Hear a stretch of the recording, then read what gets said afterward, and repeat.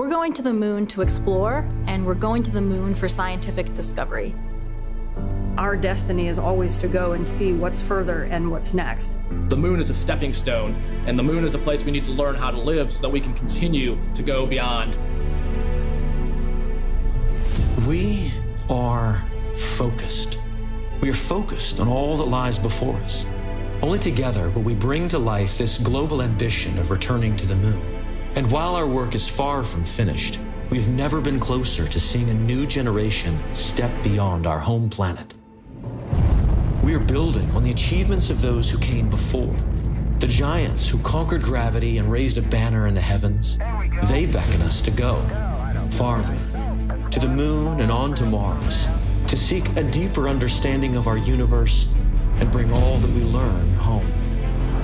2020 was a year of unpredictable hardships, and yet, step by step, we resolved to press forward toward this grand vision. The daily efforts of thousands of suppliers from all across this country and around the world fed into stunning milestones and laid the groundwork for history.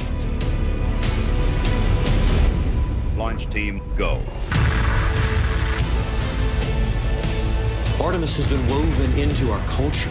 It has fostered collaboration across the aisles and across the ponds. It has grown beyond plans and preparations to include hardware and software. And now, it has a heartbeat.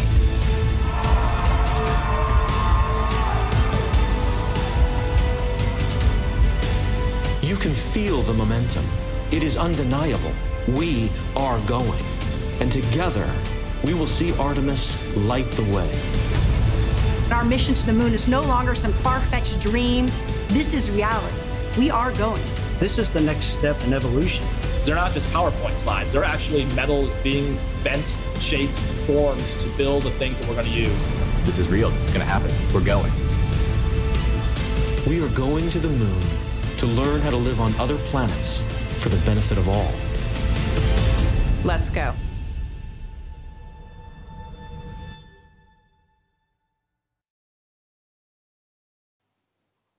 That was really cool. All right, good evening, ladies and gentlemen. Welcome to the show. My name is Petko Zhelazov, and you are watching Ratio.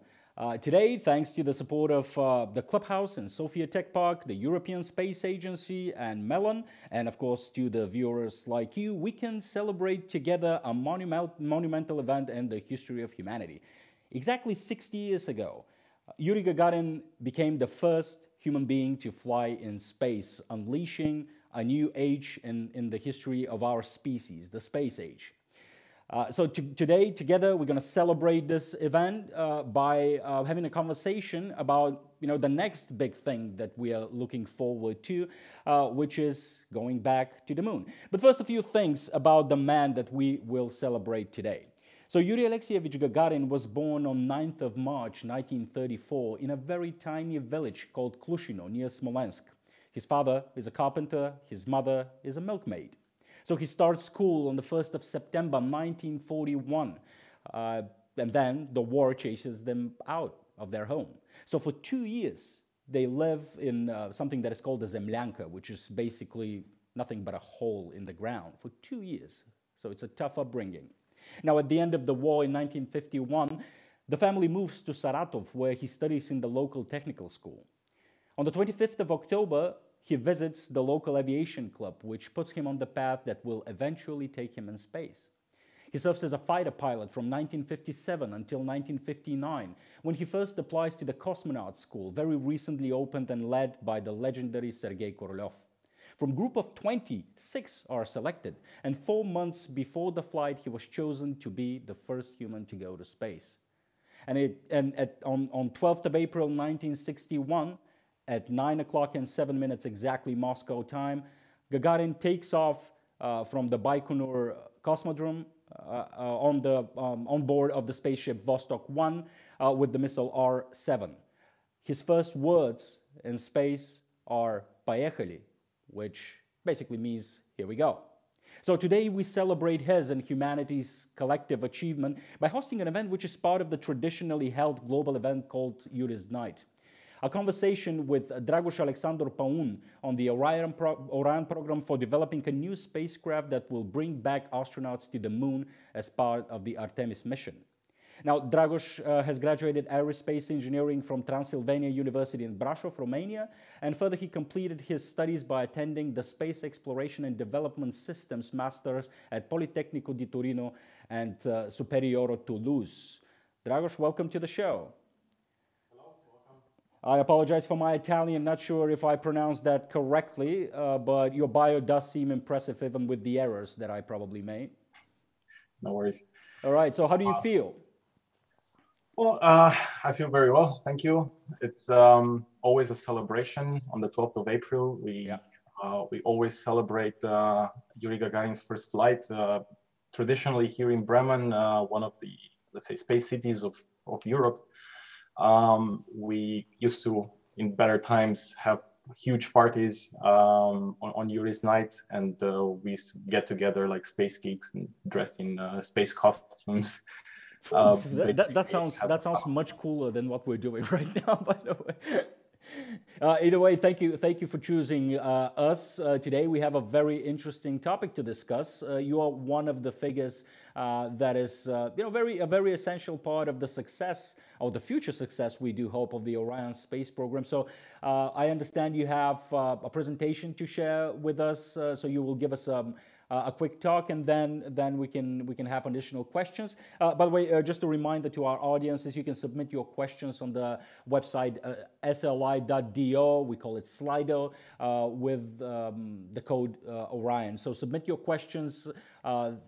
Think about some of the things that you would like to ask Dragoș during his talk, and then I will make sure that I pass on these questions. So Dragoș, whenever you feel ready, my friend, you can go ahead and start. Okay, let me just share my presentation.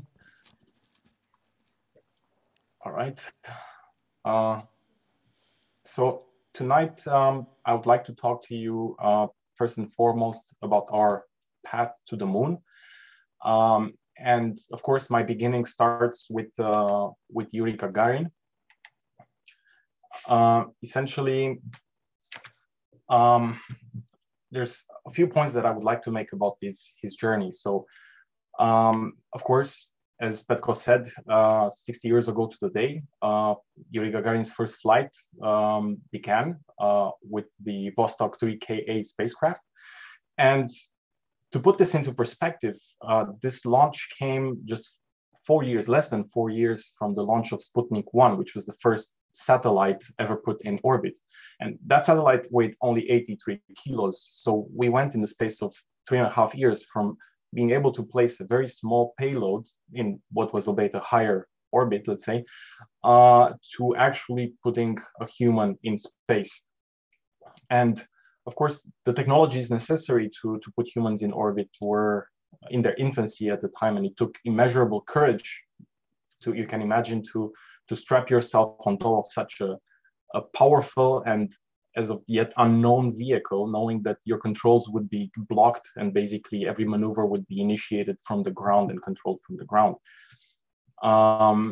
In addition to that, I've just placed here some important parameters for me. So they are the orbital parameters, and just look at it at the apogee altitude. So that's actually the maximum distance from the Earth that the capsule actually reached, was only 327 kilograms. The International Space Station usually resides a bit higher than that, at about 400 kilometers.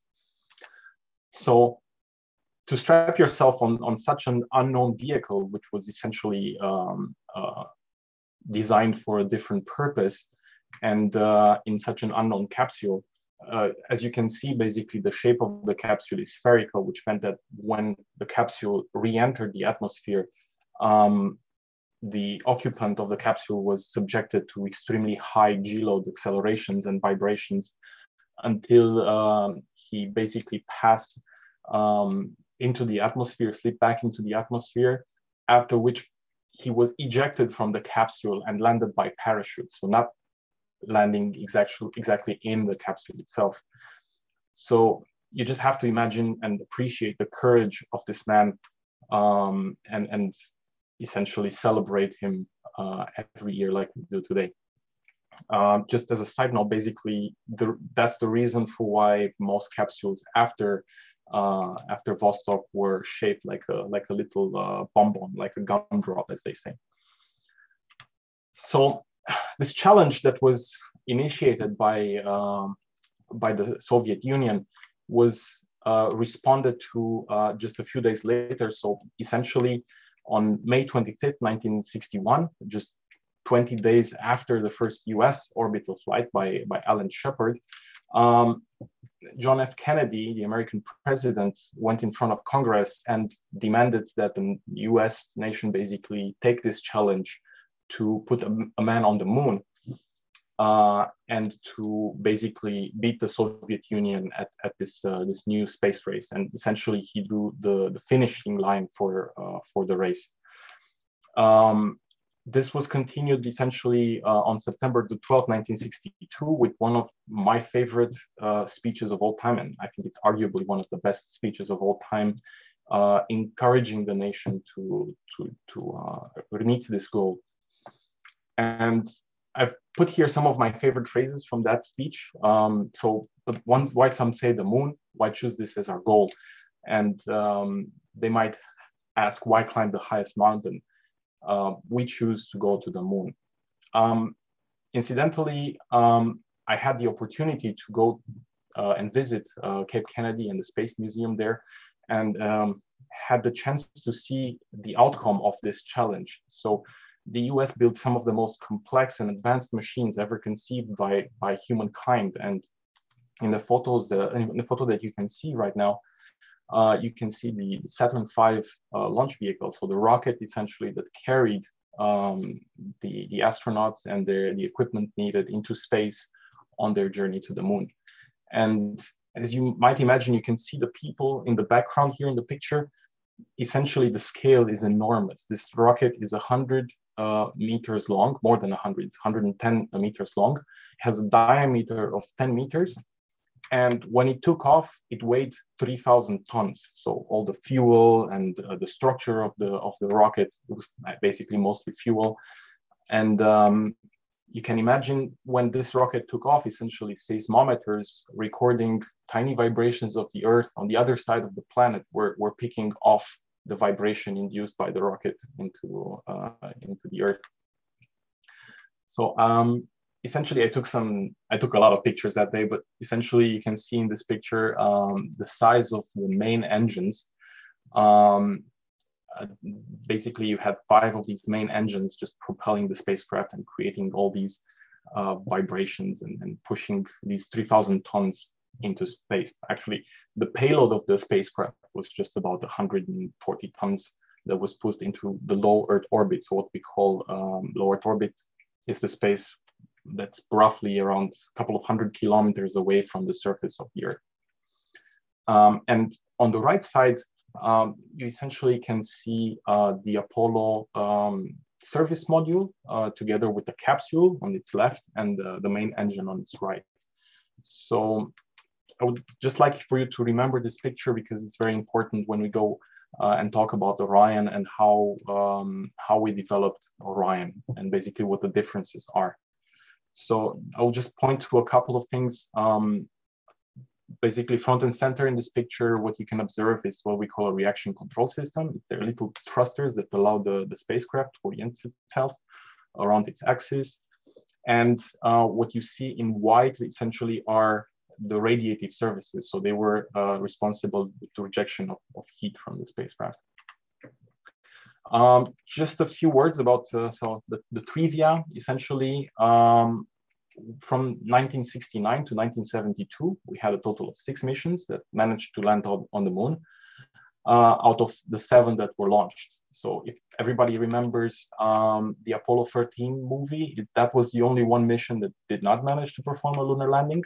However, they did manage to set another record, and that is to be the humans that went furthest away from the Earth. So to a distance of 400,171 kilometers.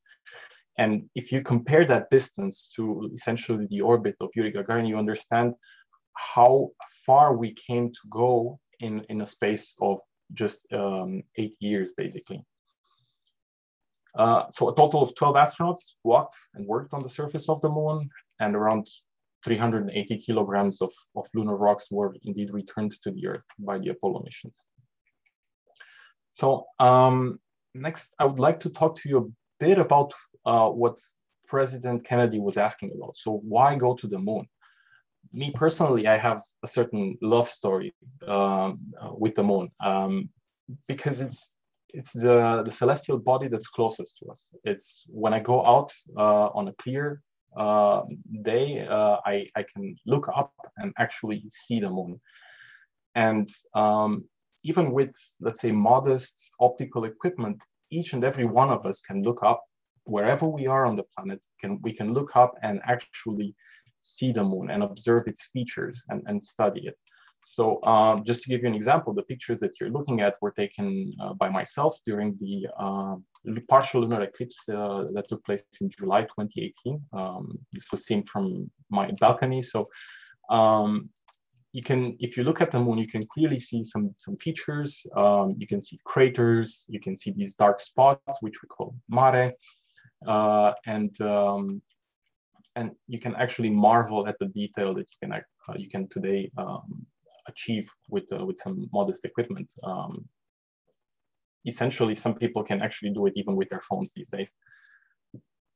Of course, we do have spacecraft out there that are able to image the moon in more detail, and one of them is the Lunar Reconnaissance Orbiter. So a spacecraft that was launched by NASA around 10 years ago, I think, and is able to resolve the moon in much more detail. And I've placed here just 3 of the many features that I love on the moon. On the left side, you can observe what we call a magnetic anomaly. So the Reiner gamma anomaly was created through essentially something that is buried underneath that we hope to discover one day what it is. And this basically eye shape that you can see is created through the fact that this magnetic field generated by whatever lies underneath protected the surface from solar radiation that actually darkens the rest of the lunar surface, and it gives you this mystique kind of image. In the center, you can see the Shackleton crater. As you probably know, Shackleton was an Antarctic explorer, and that's why this crater was named after him at the South Lunar Pole. And this is the place where in the future, we hope to create a base of operations for astronauts. And the reason for that is because you have certain dark areas where we have experimentally found that there can be water, and that is very useful also for sustaining the astronaut's life. We can use it as fuel, but also because in certain regions you always have sunlight, so you can generate electricity without any problems. And on the right side is one of probably the most recognizable features on the moon. This is the Tycho crater. So this is a relatively young crater when we think about the age of the moon, and some of its rays that basically you can see on the surface of the moon. If I go back one slide, you can see it in the southern part of the moon. Some of these rays can reach up to 1,600 kilometers away, and I think everyone that looked at the moon basically recognized this crater at a certain point in time. So these are basically my reasons for why we should return to the moon. But apart from that, of course, the moon is the closest body, as I said, to the Earth. It's a place where we can learn to live. It's a place where we can learn to develop technologies that could take us further than the Earth-Moon system. I would like to say a few things now about the international cooperation in space, because this is one of the most important points in basically reaching anywhere beyond Earth orbit. And historically, this cooperation started with the Apollo-Soyuz mission. So this mission essentially happened in 1975, basically just 3 years after the US landed on the moon for the last time. So the race was won. And it was the point where an opportunity was seen in essentially learning together as a species on how to move in space, how to live in space. So this program was continued on the USSR side, so the Soviet Union side, with the Intercosmos program, which basically allowed astronauts from many countries, many socialist countries, to fly into space with experiments and equipment built in those countries. It continued with the Mir shuttle program, and that program essentially laid the basis for the International Space Station as we know it, and further on for the Orion program. A small side note, as you know, the Intercosmos program was also responsible for launching Bulgarian and Romanian astronauts and equipment in space. So essentially this gives me, and I guess every Bulgarian listening, also a sense of pride into that. Regarding the Apollo-Soyuz test mission, essentially it was the first mission where both countries developed actual equipment that was useful in basically connecting each other's spacecraft. So during the space race, of course, the two nations built spacecraft that were very different from each other. And they were not compatible in any way. So for this program, a special adapter was needed, and you can see it attached in this case to the Apollo spacecraft. And such an equipment essentially looks like this. Essentially on the right side, you can see what we call the APAS, or the androgynous peripheral attached system. Both systems actually are derived from Russian built systems, so Soviet built systems. And they were the brainchild of a very famous Russian engineer called Vladimir Siromyatnikov. Essentially, the Russian docking system that you see on the left side is a system that is mainly used on the Salyut space stations, and most Soyuz spacecraft actually have one of these systems installed. Basically, for what we created in Europe, the ATV spacecraft, and you're going to see that later on, we used one of these systems. And the picture that you can actually see here is indeed from the test program that was carried on in Europe with the Russian docking system. The advantages of the system that you can see on the right is that essentially every spacecraft carrying one of these systems, whether it's an active or a passive system, can connect to another spacecraft carrying the same system. And it was the inspiration for what NASA is using today on its spacecraft. So the Shuttle Mir program basically was born in the early 90s when Russia, after developing many systems, many space stations, they actually managed to develop technologies needed to construct large structures in space and were able to maintain life in space for extended periods of time. In comparison, the space shuttle was, their mission time was limited to a maximum of two weeks, after which they needed to return to Earth. So perhaps many people don't know that, but for the Mir space station to exist and develop after the 1990s, when the Soviet Union collapsed and Russia had financial problems, some of its modules were actually financed by the United States during this program. And many more astronauts managed to visit the space station in this time and learn from each other. And basically, for this system, of course, the docking system was the type of APAS docking system that you saw on the right side. A special adapter was carried inside the belly of the space shuttle and allowed it to connect to the Mir space station. And of course, we continue with the International Space Station, which basically is at the moment and will remain for a long time the largest and most complex space project ever attempted by humanity. perhaps many of you don't know, but many of the modules that were built and are presently flying on the space station were actually built in Europe. So many of them were built either as a cooperation or direct contracts, for example, in Italy, in Turin, or as a cooperation between the various space cities in Europe, let's say. One of which is Bremen, so the city where I currently work. Basically, the International Space Station gave Europe the possibility to participate in a meaningful way to the international space effort. And of course, it's not just Europe that participated, it's also Canada, we have Japan, and basically other countries that were given the opportunity to participate to this huge endeavor. I had also the great pleasure of working on the ATV vehicle, so the automated transfer vehicle. Essentially, what you can see here is the ATV-5 vehicle, which was the last one ever built. However, on this vehicle, we had a very special system that was able to image the International Space Station in a new way.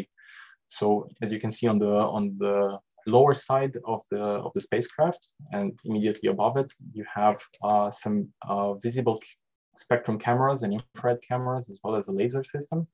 Those were developed in France and Germany, and allowed the spacecraft to essentially scan the International Space Station from a long distance, which in the future might allow for a cheaper, let's say, docking capability, since you don't need to dock necessarily with an active spacecraft.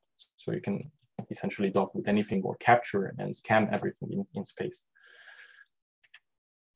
The ATV basically is, or at least was until we started building MPCV, the most advanced spacecraft ever built in Europe. It had a very large pressurized volume capable of transferring to the International Space Station experiments, resupplies for the astronauts. It had tanks carrying water, and it had the capability to transfer fuel to the space station. And not only that, it was able to basically reboost the entire space station into a higher orbit by performing very long burns. So one of the pictures that I love most is on the right side, as you can see the spacecraft approaching the International Space Station, using its maneuvering thrusters just to slow itself down and slowly come to a docking position with the International Space Station.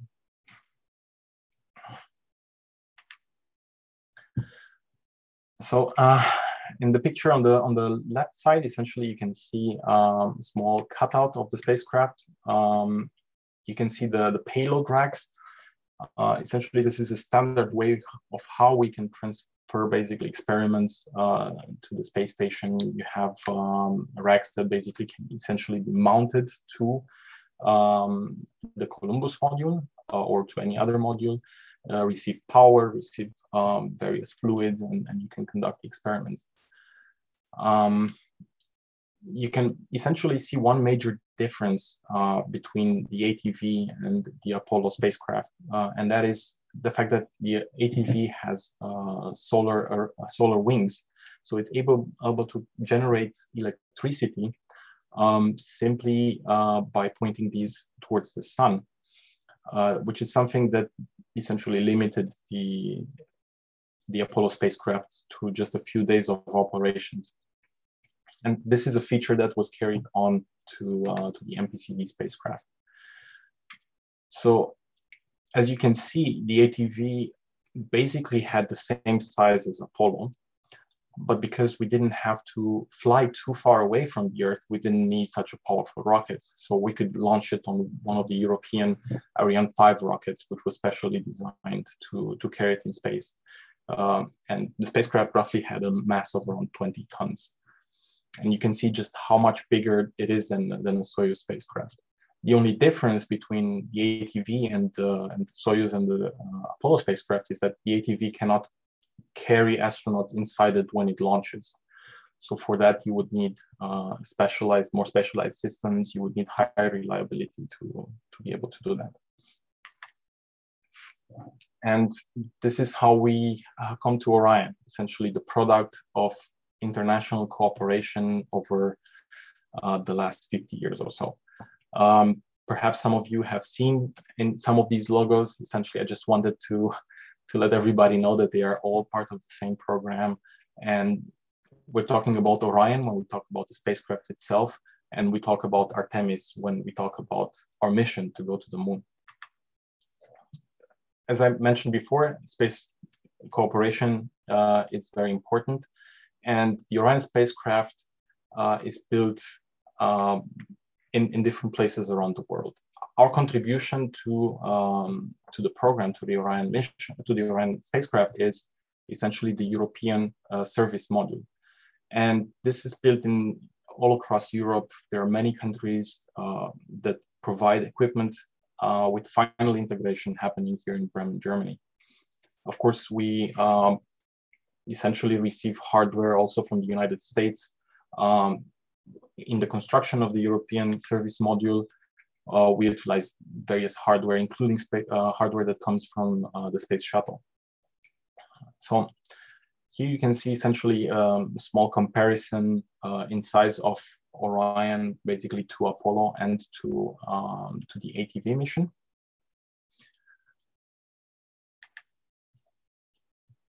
And you might ask yourself, okay, essentially the Orion spacecraft looks a bit like the Apollo spacecraft. You have a gum-shaped capsule, okay, it's a bit bigger. You have a service module, you have a main engine. And yes, indeed, you are right in thinking so, but there are also fundamental differences. So the capsule of Orion essentially was upgraded. It has a better heat shield using some of the materials derived from Apollo, but it has to be bigger because we have a higher diameter, so it had to be totally redesigned. All of the systems inside the spacecraft, in terms of avionics systems, you have everything digital nowadays. You have systems for essentially scrubbing the CO2 from the air that do not depend on filters like you did on Apollo, so you can do that for a much longer time. You have systems for basically recovering water and so on. And you have the possibility to generate electricity for an unlimited amount of time. As I was saying, basically we have some hardware also that comes from the space shuttle. So the main engine of Orion essentially was taken from the space shuttle, and it was one of the maneuvering engines. And not only it was taken from the space shuttle, it was actually an engine that flew on the space shuttle. From the ATV, basically, we've taken the smaller engines that you can see on the lower side of the spacecraft. And these engines are somewhere in between the main engine and the smaller engines on the spacecraft that, as I was saying earlier, are basically charged with helping the spacecraft move about its axis. So how will Orion actually unfold? Essentially, we will launch for the first flight. So what you're seeing here basically is the Artemis 1 test mission, which will fly without astronauts, and it should fly as soon as November this year. We will launch from Florida, and we will not complete any orbit around the Earth. We will push ourselves directly in what we call a translunar injection. So basically push ourselves on the way to the moon. This job will be done by a part of the rocket, and essentially to get to space and to be able to push ourselves in that orbit, we will need the biggest rocket ever built, which is called the Space Launch System, and it's currently built in the United States. So once on the way to the moon, basically this trip takes around 3 days. We have to prepare to break when we get there. So in orbit around the moon, basically we'll use this big engine coming from the space shuttle to essentially break ourselves and remain in a circular lunar orbit. We will do that for a few days. We will run experiments. We will test our spacecraft, after which we will prepare for the trip back. So we will push ourselves again into a trans-Earth injection this time. So what you see here with the yellow trajectory coming from the moon.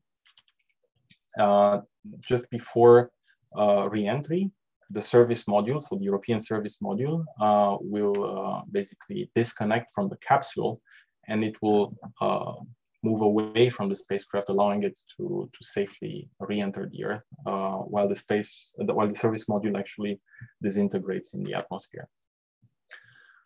Just a few basic dimensions of the system. So you can see here what the mass of the service module would be. So we have around 16 tons of mass.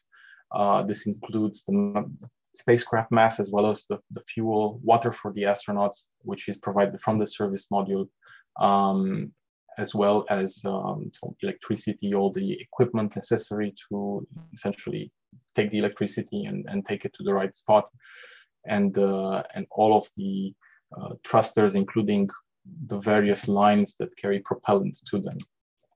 So essentially, we're using what we call hypergolic fuel. So this fuel ignites upon contact. You don't need any sparks to set it off. If you think when you look at the space shuttle launch, you see basically that there's a lot of sparks that happen underneath it, and just before the engine starts firing, you see these explosions. But before that, you see the sparks. Well, for our spacecraft, we don't need that.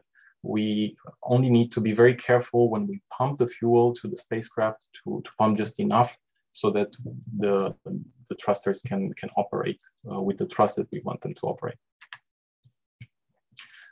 And basically what you can see in this picture is a bit more about the architecture. So the upper stage is part of the launch vehicle, of the SLS launcher that's going to push us to space. During the launch procedure, basically our spacecraft, the European service module, is protected from all of the aerodynamic flow during the atmosphere flight, during the atmospheric flight, by a certain set of covers that basically get ejected from the spacecraft.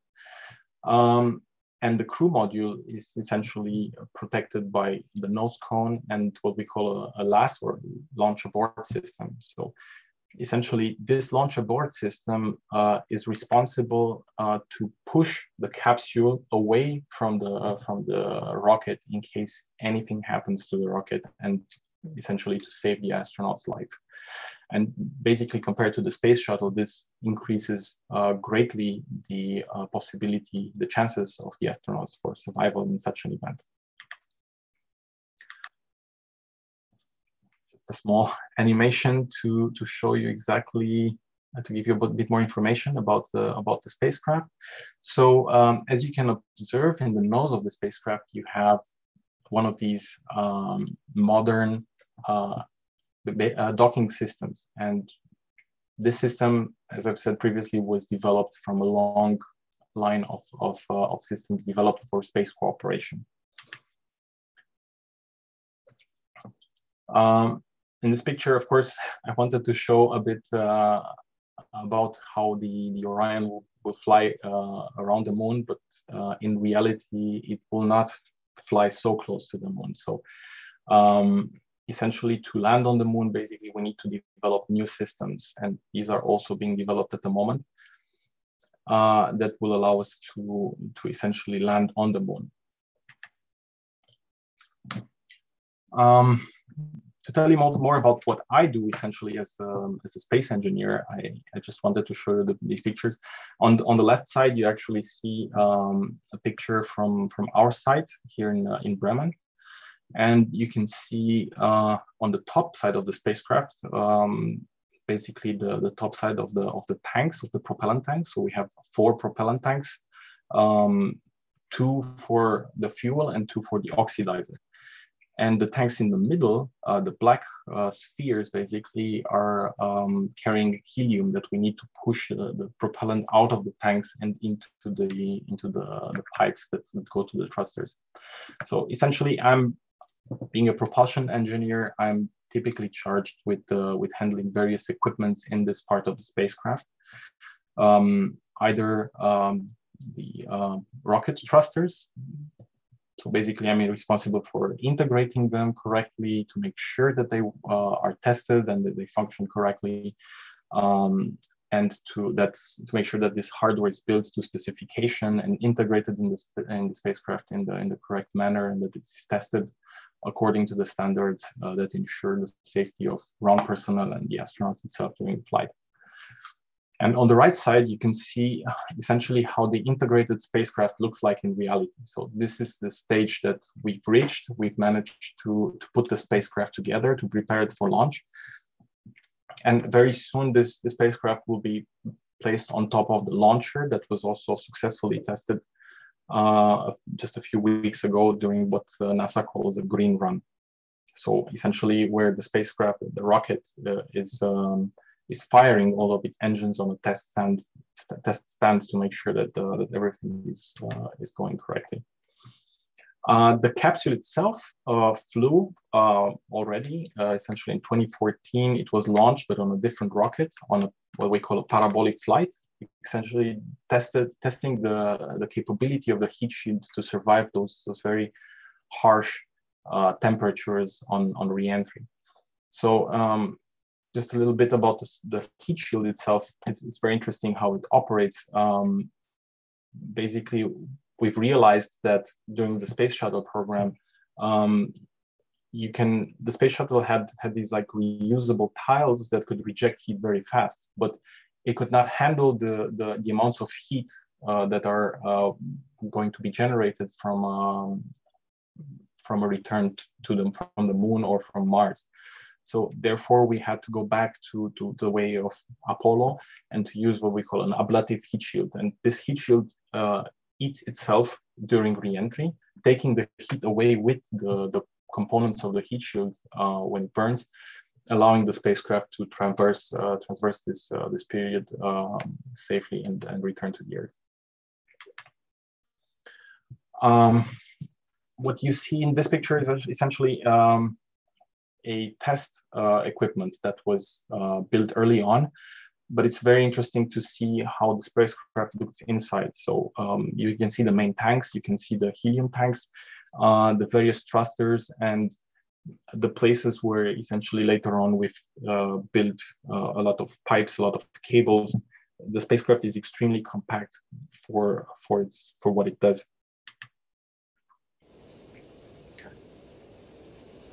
So in this video, essentially, you can see our propulsion qualification module. So this is a module that was tested in the US, and we've basically tried to simulate all the functions of the spacecraft, all the propulsion functions, firing all these thrusters in sequence together. As I told you previously, the main engine comes from the space shuttle, and it is an extremely powerful engine, so you need special structures and feed systems to test it on the ground. This test campaign has been essentially successfully completed end of last year and beginning of this year.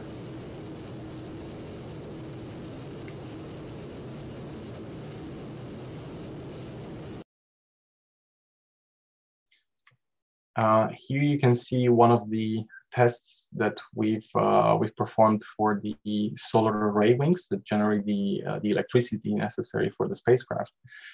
And because these solar array wings are opened while they are in space, they do not require extremely large structures to support them. So essentially, they need to be suspended during the tests on the ground, because otherwise they would break. Of course, now people can ask themselves, where are we going to go from here? We are going to go to the moon, but the spacecraft looks very similar to Apollo. So essentially, we're just going to go there and we're going to do the same things that we've done and come back. And this is where things diverge from Apollo very much.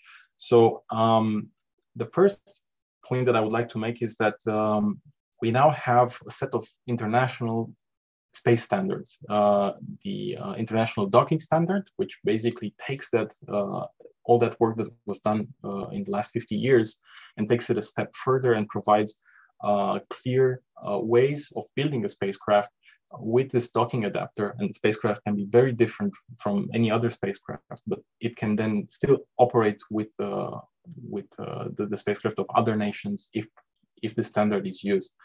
So this allows for a mechanical connection, this docking sequence. It allows for, let's say, electrical connectors, data connectors. Essentially, during an interview, the representative of the Russian Space Agency basically stated that they would be using this standard no matter what their decision is on further participating to lunar projects. The second set of standards is the International Deep Space Interoperability Standards. And essentially, they are still very high level, but in the future, they will be developed and allow nations basically to operate with each other much more closely. And of course, we're getting to the Lunar Gateway. The Lunar Gateway is essentially a new space station that we're going to try to build around the moon. The first modules are already under construction, design and construction in the US and Europe. Some of these modules will be carried to lunar orbit by the Orion spacecraft after the Artemis 3 mission, so the first mission of our spacecraft. And essentially, we will have a much larger rocket that will be able to launch not only Orion, but different payloads, different modules to be taken to lunar orbit. And from there, of course, we're going to have different lunar landing systems that would take astronauts to the lunar surface and back to lunar orbit. They would perhaps be also, we'll also be able to refuel it. And of course, we'll construct in a much more sustainable way than Apollo a presence around the moon and on the surface of the moon.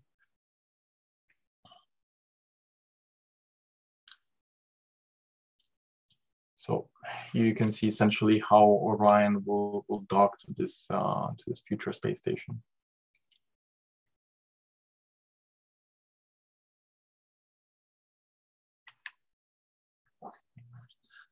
So basically, the Lunar Gateway is going to be constructed from a bit less modules than the International Space Station. First of all, because we have to carry all the mass of these systems in lunar orbit. Second of all, because the International Space Station was constructed with the use of the space shuttle, which is unfortunately not available anymore, and also the space shuttle cannot fly so far. So essentially, in the first stage, we will have a much smaller space station. It will probably not be, let's say, inhabited by humans permanently, but this human presence will be expanded in the future. And so far, the participants of the in the International Space Station program have also vowed to participate in the Gateway program. As I was saying earlier, the power propulsion module that you see on the left side is currently being constructed in the US. And some of these international habitation modules that you see, the Orion spacecraft, they are all under construction and preparation. So this is not just a nice video, it is an actual spacecraft that's being built as we speak. So what is the future of lunar exploration? Some people might imagine just a small base somewhere towards the South Lunar Pole. During my master, we've studied essentially how we could move on the lunar surface, and we've envisaged a sort of caravan, a sort of system that could transport astronauts, experiments from one site to the next, basically analyzing the structure of the moon, answering questions about the origin of the Earth-Moon system. One thing that we can actually find on the moon that we cannot find on Earth is basically samples, geological samples that were unaltered by time or weather. And this would be very important. These images are essentially some of the images that were created by a friend of mine, an artist, but they are very true to life and very close to what we've designed during this period. I would like to conclude with a small video from the European Space Agency that was very inspiring to me.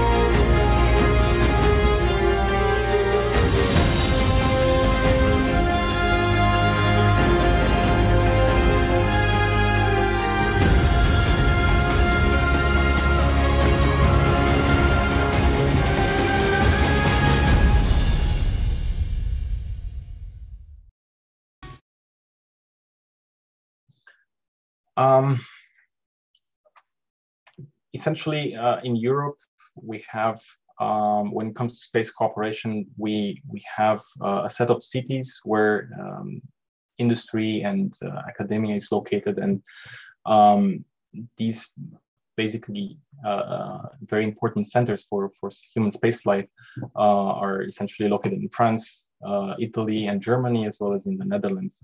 So if anyone watching is thinking of a space career, you might be looking at these cities as places where you can actually learn your trade. But of course, the European Space Agency is ever expanding.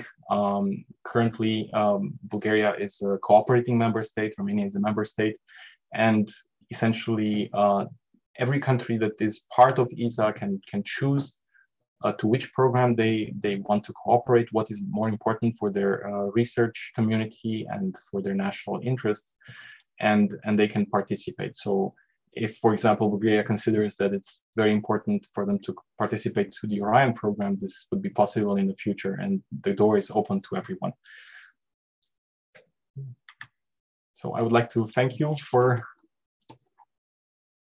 watching my presentation.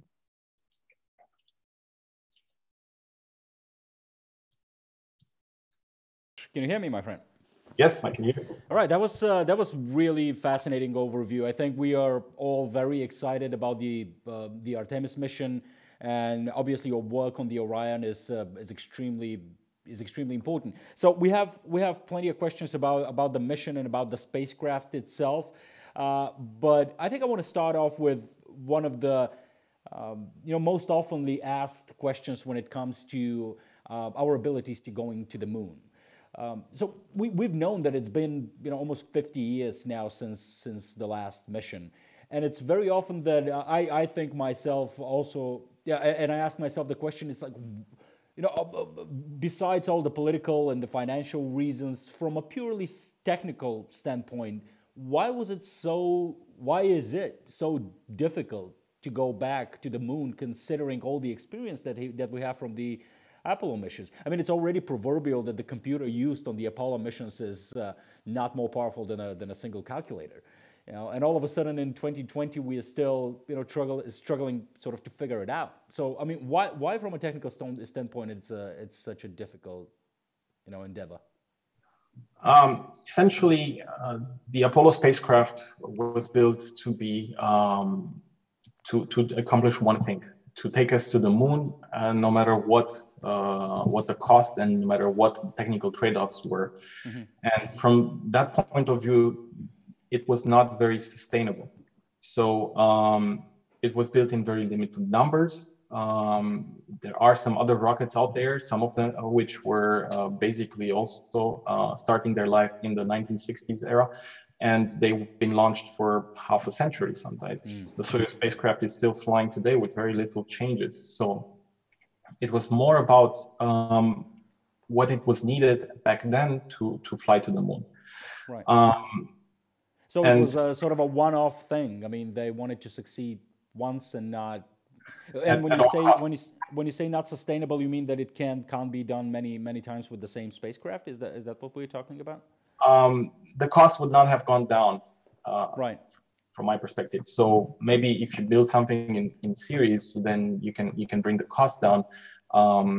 You do have, for example, also some evolution in spacecraft design. So the first Apollo spacecraft that flew was not equaling the last Apollo spacecraft that flew. You had the addition, for example, of the very famous lunar rover in the meantime. You had more capabilities, more payload to space, essentially, and that also continued in the space shuttle era. But the shift was focused from just flying for a few days in space to maintaining a longer presence in space and to carry large amounts of material into low Earth orbit. So this is what the space shuttle was designed to do. And essentially, this is what the Salyut space stations were built to do, and the Mir space station. So, and this continued, of course, with the International Space Station. So we're trying to expand how much we can live in space. As we know, the human body is the most fragile part of the system. That's why you have a lot of people there that are saying, okay, why don't we just send robots and we stay here and nothing happens? But to me personally, that poses no challenge.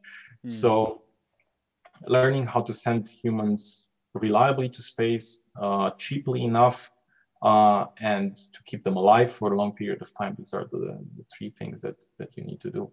And this is what we're learning to do with Orion. And essentially, we're taking the best lessons that we've learned from Apollo. We've taken everything that we've learned from the space shuttle, and we've put that into a more advanced spacecraft.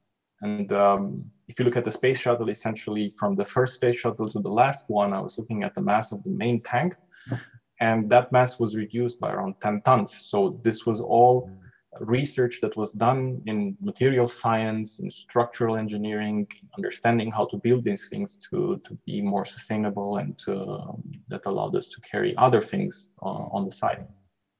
Right. And let us not forget the part of the Artemis mission essentially is to get us not back, but to get us to Mars. So it's just the first step that we take in a much longer journey, right? So as you said, the Apollo mission was like, let's go to the moon and get back alive, whereas the Artemis mission is something much more complex. And you can actually see that in the symbolism. I'm sure you know about the things that I want to share with our audience. I'm going to ask the technical team just to show the Artemis logo for a second there, and the patch that is going to be used during these missions. Now, as people can probably see by looking at the shapes, you can see that the overall shape and the silver color are representative of an arrowhead shot from the Artemis's bow. And both items are said to have been made from moonlight. The arrow and the bow itself. The A also is a symbolic of an arrow and represents a launch. The red trajectory that we see there is symbolic of the red color of Mars, which is a very subtle way to show us what is the main goal here, and which is actually the next step in the program. The line also noticeably goes from left to right through the A, which is actually the opposite of the Apollo mission patch, which is essentially symbolizing our return to the moon and beyond, right? We can see the blue crescent there, which symbolizes the starting point Earth. But I think the patch below the female figure there is also very interesting and very symbolic, because one of the other main goals of the Artemis mission is to put the very first woman on the moon. And this patch actually symbolizes this objective. It depicts the face of Artemis, the goddess, in a crescent moon, and I find it very, very, very cool to be honest, because it's abstract enough that every woman can actually recognize herself there. So this symbolism is very important in space missions. I mean, we see it all over the place. We see it with SpaceX. We see it with the Artemis mission. We see it with the Apollo. So I'm interested, it's interesting for me about the Orion mission. You know, engineers and crew often, you know, bring some art, objects, symbols, photos, you know, stuff, or hide Easter eggs in their spacecrafts and they take them to space. So should we expect any surprises here when it comes to the Orion? Is there any hidden symbolism that you can share, or are we going to spoil it? Well, from my side, I guess the only Easter egg that I've managed to put in is a small component that has my name on it. So no, did you do that? Yeah, we had a little poll when we were designing some of the brackets inside the spacecraft holding lines. So one of the little brackets has my name on it, and then it's actually even in the drawings it's called after my name. So that's very cool. A little bit selfish, but still cool. I know I'm not the only one. So we have a bunch of colleagues that have their names. Oh, it's a bunch of people there. Yeah, you guys definitely deserve that. Yeah, it was a sort of motivational action, let's say, that we took. That's very cool. Okay, let's talk about the spacecraft itself. We are seeing, you know, that there are multiple players on the field right now in terms of space. Obviously, you know, the most obvious one is you know, SpaceX. NASA is working, you know, both with the European Space Agency and with you know, private players in the field to achieve different objectives. So are there any viable competitors here when we talk about the Orion spaceship? For example, you know, the Dragon spacecraft, is that something that is a viable alternative to the Orion, and how are they actually different? Right. So I'm probably catching you off guard here. You know, I'm not sure you're comfortable speaking about the Dragon ship, but I just want to compare the two. Not at all. So, okay, in some way, the Orion spacecraft is similar to the Dragon spacecraft. Right. It too can dock to the International Space Station. It carries the same docking system, but and one of the, let's say, specifications of Orion early on was that it can serve as the backup to the commercial space program in case the commercial spacecraft program could not yield good results. So in case, for example, SpaceX failed building the spacecraft, or Boeing, in case they failed building the spacecraft, Orion was supposed to be the safeguard that ensured that the government, US government in this case, has and through the US, basically also the European entities had access to the International Space Station. And okay, this is not the case anymore. Basically, SpaceX succeeded. As we know, Boeing is still on a good trajectory to correct their previous problems and actually get to the International Space Station. But because the commercial crew program started off with this set of requirements that was needed to reach the space station, left the Dragon basically lacking some capabilities to go in orbit around the moon. So, for example, the crewed Dragon spacecraft will not be able to break around the moon and remain there for a long period of time, not at the moment. So these, of course, these capabilities can be built in at a certain cost. But right now, I'm sorry to interrupt you here. Are we speaking about it lacks the support systems for a long journey? So it lacks the let's say the environmental controls able to support a long-term mission. The launcher, the Falcon 9 Heavy, launches lacks the capabilities to launch the spacecraft with enough fuel so that it can break in lunar orbit and then propel itself back.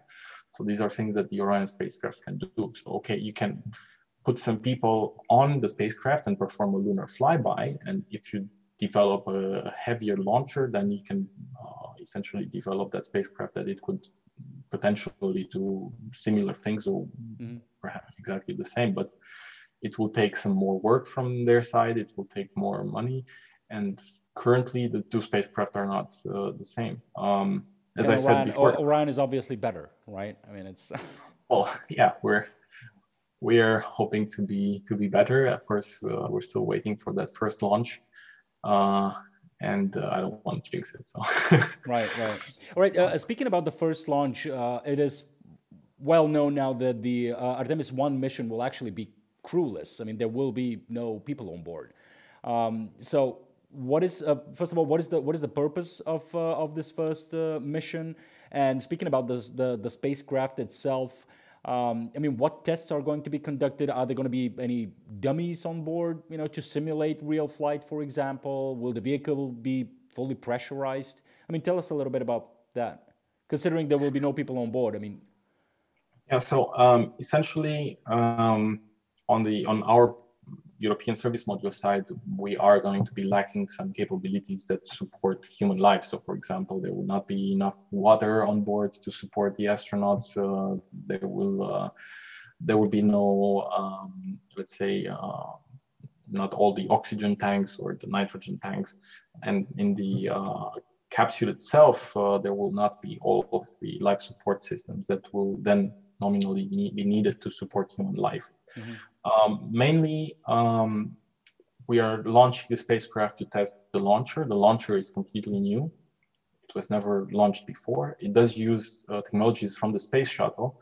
But if you think about the space shuttle, you had this huge mass on the side of the rocket that was being the mass of the space shuttle itself. Right. And the space shuttle plus the payload that was, and the whole rocket itself was about 100 and something tons of mass that was propelled only in low Earth orbit, but after which the flight structure, all the structure of the space shuttle, everything that was inside was essentially dead mass. You wouldn't need that anymore until you just came in for re-entry and so on, but in space you didn't need that. So on the SLS launch system, so the space launch system, what they did was take the booster, the side boosters of the space shuttle. They expanded that to 5 segments. Previously you had 4. So you had much more thrust for a longer period of time that allows you to put more payload into space.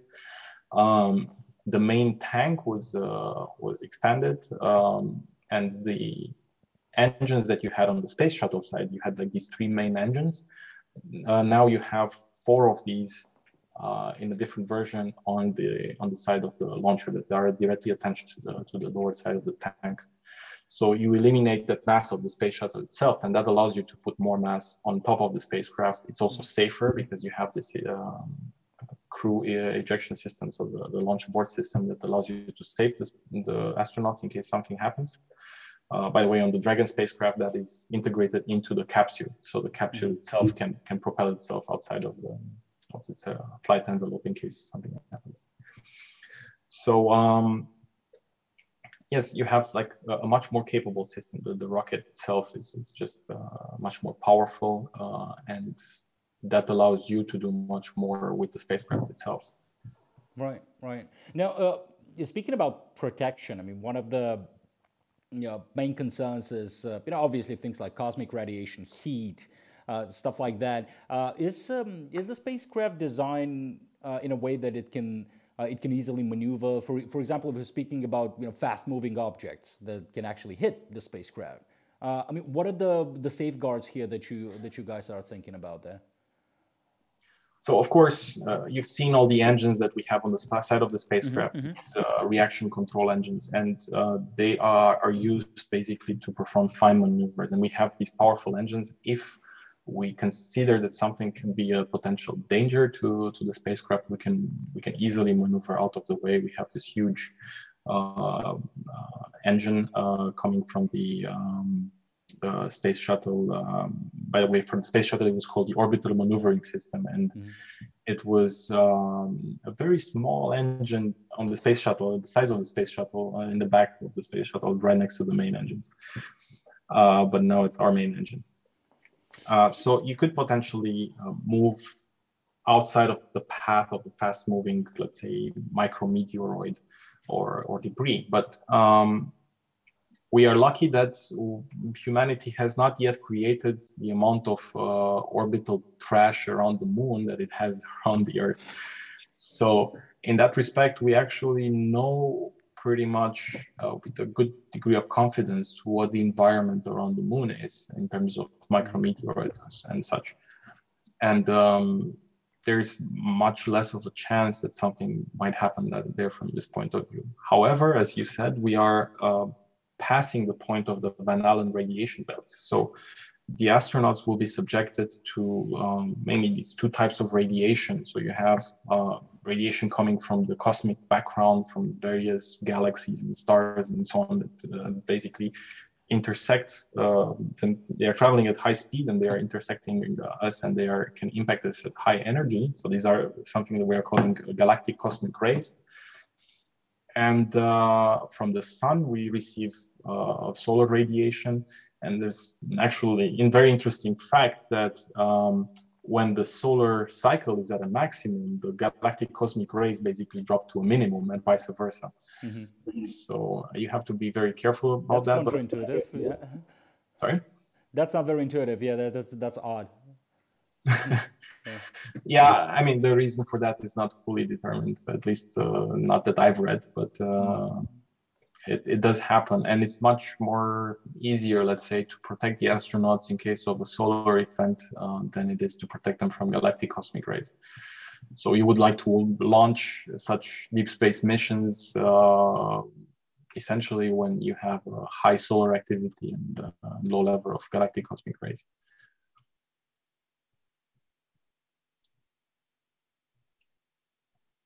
I'm sorry, I lost the ability to hear you. I cannot hear you.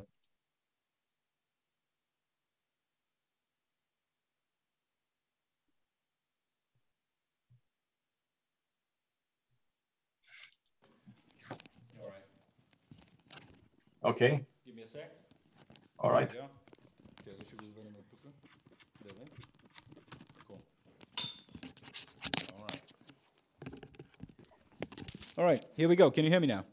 Yes, absolutely. All right, very good. I apologize for that. Probably some cosmic rays that hit us. All right, if you can hear me well, okay. I wanted to ask a question about the so-called distant retrograde orbit, or the DRO. It was decided that that's the way that the Artemis 1 mission is going to go about. So. It is known that this is actually a trajectory that goes a little bit further than the ordinary short one.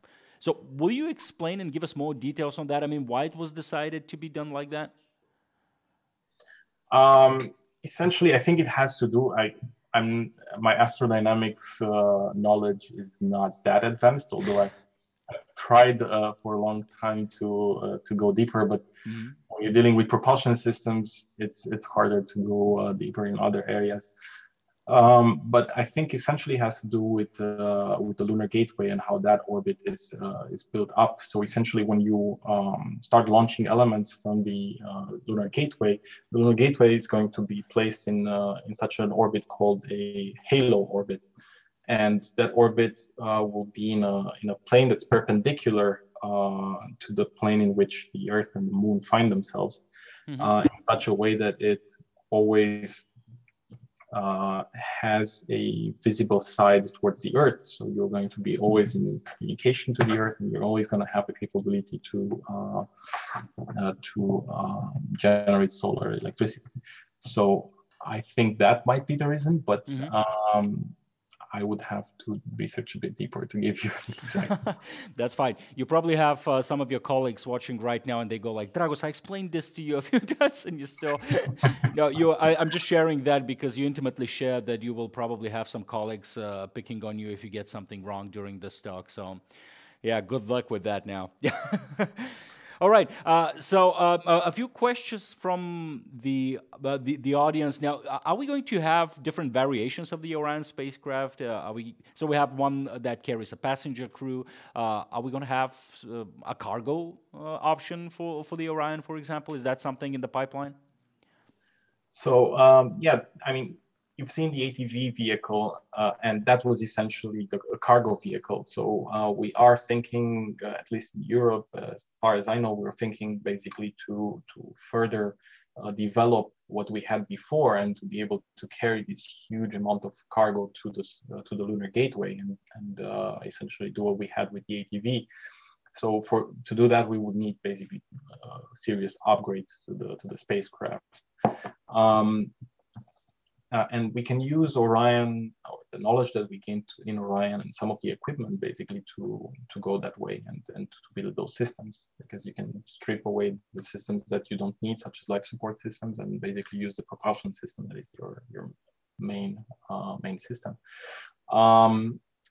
Also, the Orion spacecraft is not exactly the same between the first flight models of Orion and the later missions. So the spacecraft itself is also evolving in capability, and we're looking at upgrading some of the systems to make the spacecraft more adaptable for the future.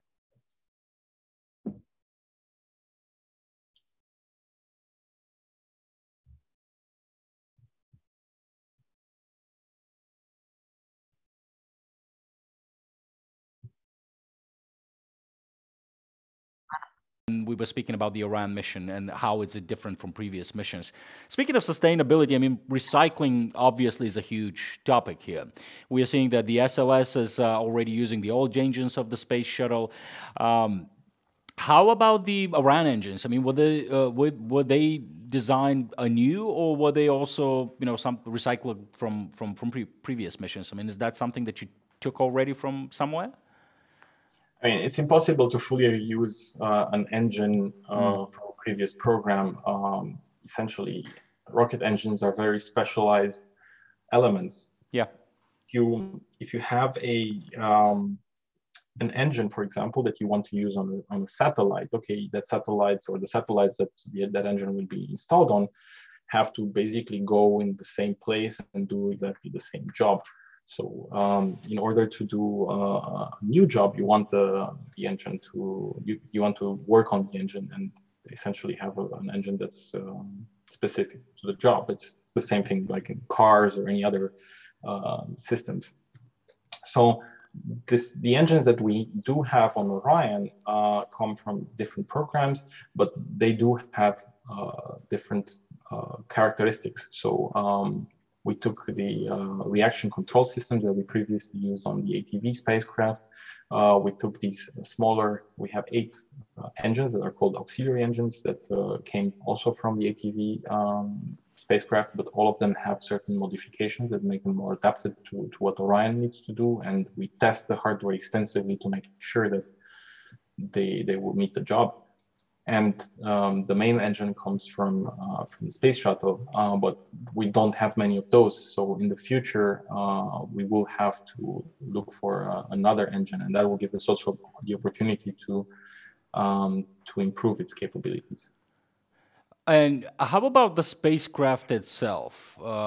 I mean, obviously it's going to be destroyed on its way back, but can we figure out a way to reuse it? Can it dock to the ISS, for example, and refill and go back to the moon or something like that, conceptually? I mean, not at the moment. So actually refueling in space is quite a complex operation. It requires very heavy equipment that might take away from your capabilities later on. And at the moment, the plan is to discard the European service module, and the capsule upon re-entry will not be reusable. But who knows? In the future, we could add those capabilities. Of course, it just takes a long period of time to develop such systems. You have to be very focused to the goal that you have, and at the moment, that is to reach the moon. And to do it in a sustainable way. And if reusability is in the cards in the future, of course, this will be part of an advanced system. Right.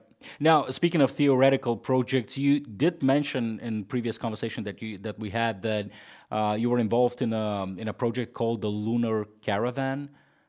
What is the Lunar Caravan? Can you explain a little bit about that? So, Politecnico di Torino, which is the university where I've done my master, together with Supayro in Toulouse, France. Essentially, they do have a master's program, which is space-oriented. And, for example, aeronautical engineers or electrical engineers, it's open to all sorts of engineering disciplines, can essentially have access to these studies. They are also partially funded by the European Union, so it is a very interesting project. And during this project, I was given the chance, together with 11 colleagues, to work on an actual space mission. And we were given the chance to present that in front of ESA at the end, so the European Space Agency. Our mission was to create a caravan composed of two vehicle trains that traveled from the South Lunar Pole to the North Lunar Pole, traversing the moon and visiting interesting features, performing experiments, performing sample returns. So we designed also a sample return vehicle that would land at different places around the moon and carry a capsule full of space rocks or other materials back to the Earth, biological samples, for example, from the astronauts.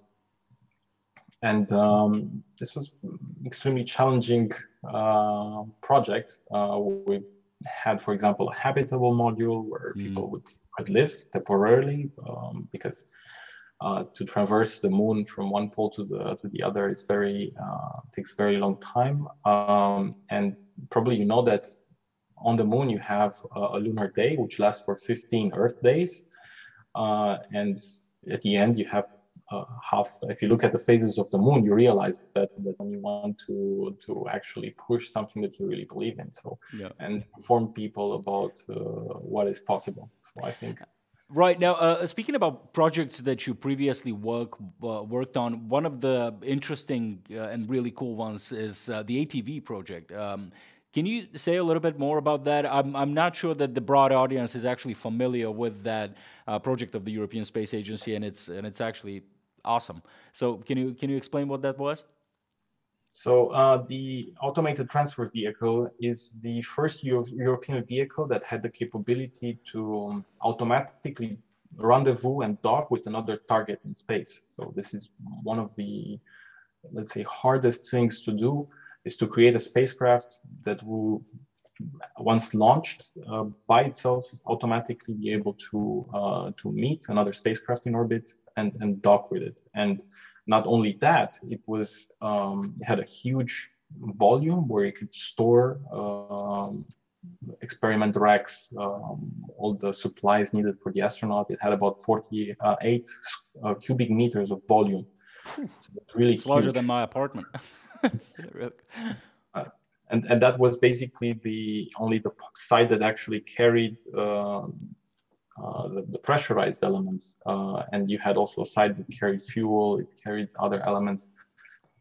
It was an extremely complex spacecraft, and I had the opportunity to work, let's say, more extensively on two of these vehicles, on, let's say, elements that were not necessarily part of the main functions of the spacecraft. So I had to perform structural analysis for some of the elements in the spacecraft. As I said, no two spacecraft are alike.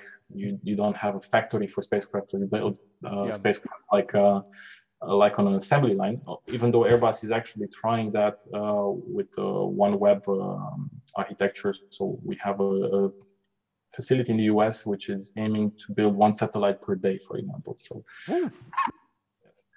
So this is the future for some certain type of spacecraft that will be launched in a constellation. But for ATV, we built 5 of them, and each one had new capabilities. And I was lucky enough to work on some of these capabilities that actually flew. So what happened with that program? So the ATV program was used by the European Space Agency in a barter agreement with the US partners, by which we carried, so the international partners, by which we carried to the International Space Station all these resupplies. And in return, the European Space Agency could fly astronauts to the International Space Station and use their modules that were attached to the space station for experiments, essentially, and for research. And the ATV program was canceled when ESA decided to move forward on the Orion program, essentially. So we looked to the future, and there were already commercial spacecraft able to take the role to resupply the spacecraft. For example, there is a spacecraft called the Cygnus spacecraft. It's an American spacecraft, but part of it is actually still built in Europe, in Italy. And we have the Dragon, we'll have the CST capsule. So this role is filled by other means that are also more reliable and cheaper. Well, not more reliable, but just cheaper. Yeah, and we took the challenge to go further and use what we've learned. Yeah, it still sucks that that choices like that have to be made. You know, we need more money for space, Jesus. You know, for the space agency, it's important work that you guys are doing. And lastly, I just want to ask you about some projections, about some timelines. Now, seeing how the project is going, are you going as per the planned timescale? And you know, if you allow yourself to speculate a little bit, when do you think we will have a permanent structure on the lunar surface that people will live on?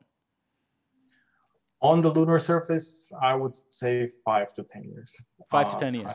And it depends on multiple factors. And it depends on our success rate. But it's something that I would fight for the rest of my life, and with all of my energy to bring people to the moon. So that is my dream. But I would say 5 to 10 years. And again, you did mention that you do want to be the second Romanian astronaut in space. And perhaps the first one on the moon. So perhaps the first on the moon. Well, good luck with that, my friend. I wish you to accomplish everything that you have, you know, trying to accomplish right now with the Orion mission, and hopefully you will be the second Romanian astronaut in space. That will be awesome. You know, if that happens to any of us, to be honest. But you guys deserve this much more than we do. Dragos, thank you very much for this. First of all, for the amazing talk, for the great conversation. I wish you a lot of health and a very productive years ahead of you. Thank you very much. Thank you for inviting me. Thank you, Dragos. I will talk to you later. And now, just a few final words to our audience. Of course, first of all, as in the beginning, I want to thank all the organizations and the funds that are supporting this program. Of course, the National Culture Fund of Bulgaria that are generously supporting us in these difficult times. The European Space Agency, with which we are cooperating for quite a while now, very successfully, I hope, and I think. So thanks to the European Space Agency. Now, the next events that are upcoming, we have a talk about individuality and about brain interfaces. So we will be talking about the brain. It's a very, very interesting topic that I will all invite you guys to follow. Now, our new format that I would like to present, it's called DNK, that in Bulgarian stands for Diskusii za nauka и kultura. So it's a sort of a spin-off of Ratio, a new show that we are trying out, which will be more focused on cultural conversation, about examining the current cultural zeitgeist that we live in. So check it out. We just aired our newest episode. Check it out, and I hope you guys like it. Of course, I want to invite you all to check all the things that we have done previously, and as a final thought, to thank all the people that are supporting us. You can see the list in front of the screen right now. If you want to support us, guys, you can do this by donating some funds. Donating, is it the right word? On patreon.com/RatioBG. And of course, you can buy one of these awesome T-shirts that we are selling. That will be a great way to support us. Thanks again to Melon, a great company that are supporting us for the last few years. Thank you guys for doing this. And last but not least, thanks to Sofia Tech Park for giving us this great studio so we can deliver this to you. So that was all for today's show. I wish you all good health and a wonderful evening ahead of you. Thank you, and I will see you later. Bye.